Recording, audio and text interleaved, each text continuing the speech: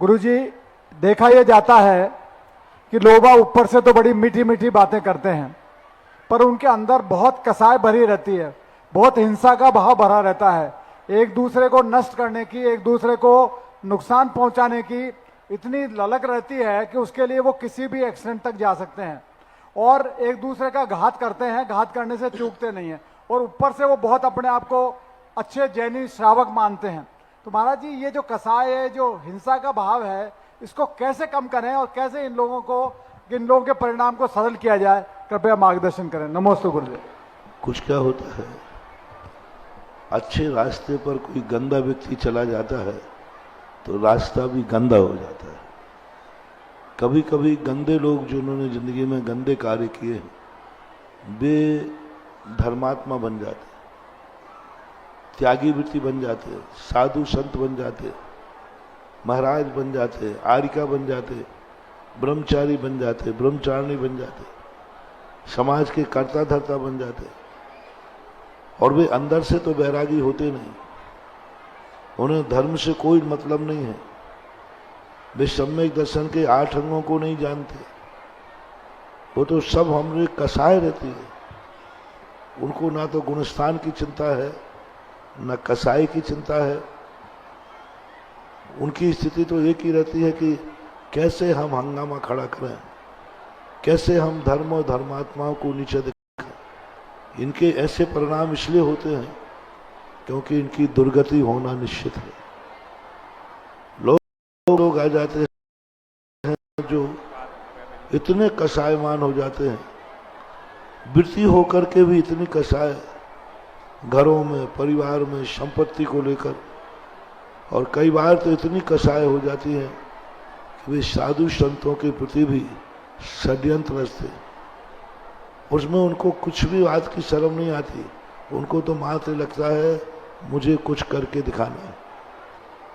जैन साहब, मैं इस बात को यही इतना ही कहूँगा कि ऐसे लोगों का पाप का घड़ा ज़्यादा बड़ा नहीं होता, बहुत जल्दी फूट जाता है। धर्म का घड़ा कभी, पुण्य का घड़ा कभी भरता नहीं, इतना बड़ा होता है।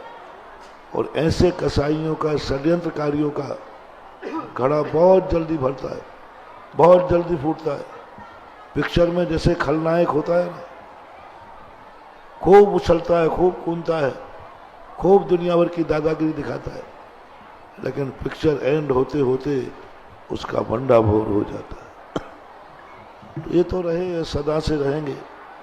राम थे तो रावण भी था, कृष्ण थे तो कंस भी था। साधु रहेंगे तो उपसर करने वाले भी रहेंगे। दुर्जन को नहीं समझाना है, अपन को ही समझना है कि हम उस दुर्जन के बार को कैसे सहन करें, कैसे अपने परिणाम। वो तो तुम्हारे परिणाम बिगाड़ना चाहता है, वो तो तुम्हारी इज्जत को धूल में मिलाना चाहता है। अपनी इज्जत इतनी वज्र की हो कि उस इज्जत पर कितनी भी धूल डाली जाए, वो सदा सूरज के समान चमकता है। मेरा तो यही सिद्धांत है। सोमदेव ने, नीतिकार ने कहा, तुम कभी भी धूल उछालने वालों को नहीं रोक पाओगे।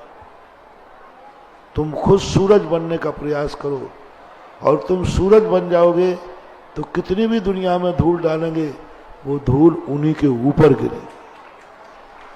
अपनी इज्जत इतनी पावरफुल होना चाहिए, अपना सत्य इतना पावरफुल होना चाहिए, अपनी आंतरिक आत्मधर्म इतना पावरफुल होना चाहिए कि कितने भी दुश्मन आकर के उस इज्जत को धूल में मिलाना चाहें, लेकिन वो धूल में नहीं मिलना चाहिए।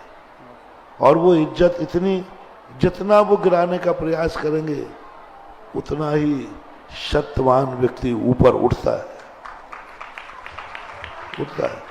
मैंने तो आज सुबह कहा या कल कहा होगा, जितने महान पुरुष होते हैं इन पर जम के उपसर्ग आना चाहिए, इनके दुश्मन होना चाहिए, इनके निंदक होना चाहिए, इन पर धूल उछालने वाले होना चाहिए। और जितना ये होगा, महान पुरुष उतना ही सूर्य के समान दमकेगा।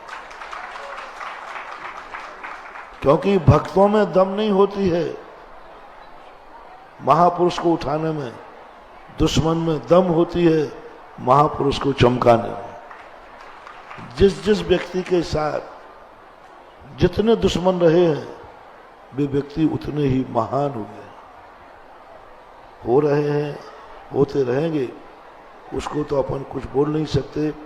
बस यही है कि धर्मात्मा लोग सत्य अपने पक्ष में रखें और सारी दुनिया से डरने की कोई जरूरत नहीं।